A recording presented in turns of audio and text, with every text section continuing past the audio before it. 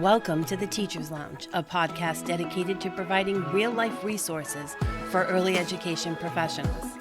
The Teacher's Lounge is hosted by Noelle Dentino and Jessica Day.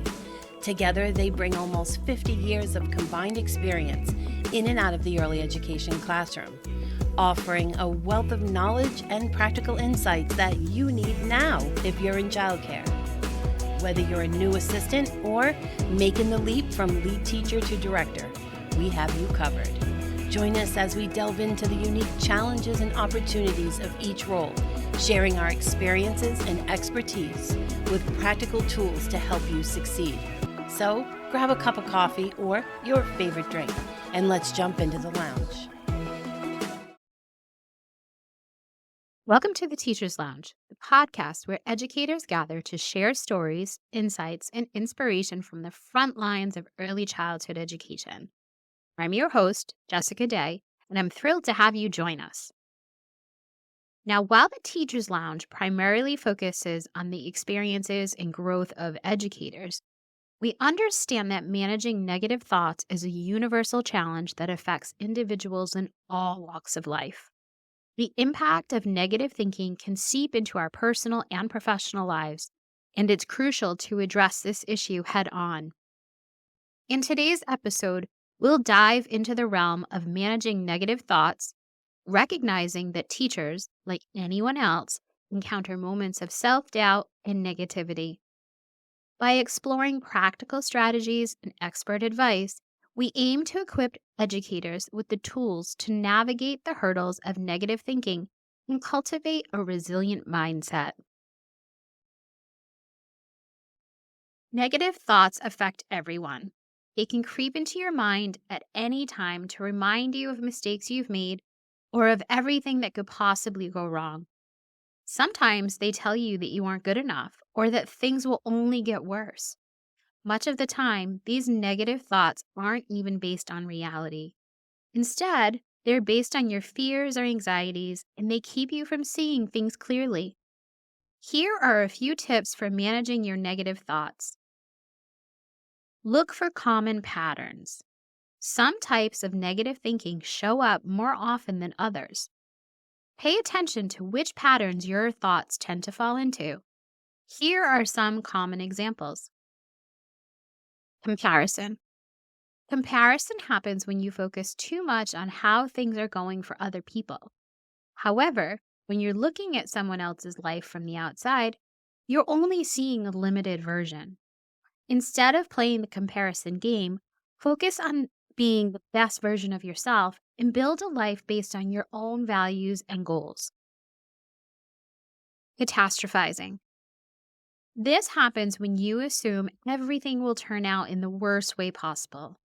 For example, I was late for work today, so I'll probably get fired. Or, I have a small pain in my stomach, so I probably have cancer. Catastrophizing leads you to always assume the worst, which makes life stressful and keeps you from noticing the positive in life.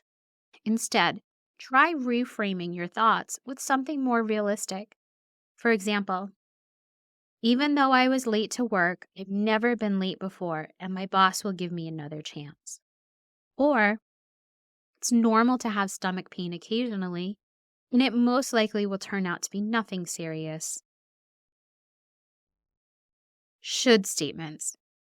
Examples of should statements would be, I should be more successful, or I should drink more water.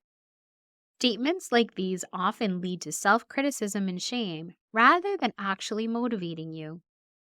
Instead of focusing on how you're not measuring up, try reframing the statement to focus on your goals and values. For example, you might replace the original should statements with statements like these.